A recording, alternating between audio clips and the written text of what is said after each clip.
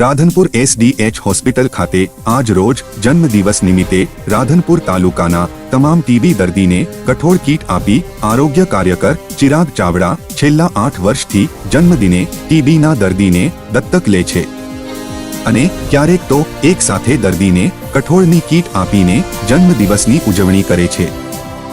જન્મદિવસે બધા લોકો મસ્ત મોટા ખર્ચા કરે છે, પાર્ટી અને કેક કાપીને ઉજવે છે, પણ આરોગ્ય કાર્યકર પોતાના જન્મદિવસની અનોખી ઉજવણી કરે છે। આરોગ્ય કાર્યકર ચિરાગ ચાવડા જણાવે છે, ટીબીના દર્દીને દત્તક લે અથવા તો એક કીટ આપે તો આ પણ એક મોટો સેવા યજ્ઞ કહી શકાય।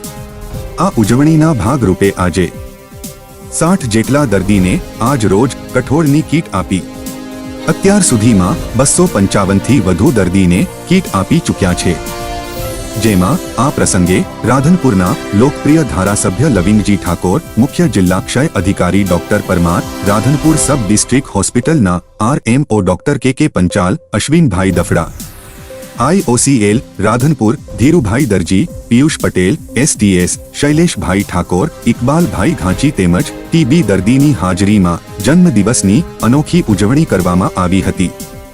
આજ રોજ મારા જન્મદિવસ નિમિત્તે ટીબીના દર્દીને કઠોળ કીટ આપીને જન્મદિવસની ઉજવણી કરી। છેલ્લા 8 વર્ષથી હું મારા જન્મદિવસની ઉજવણી કઠોળની કીટ આપીને ટીબીના દર્દી સાથે ઉજવણી કરું છું।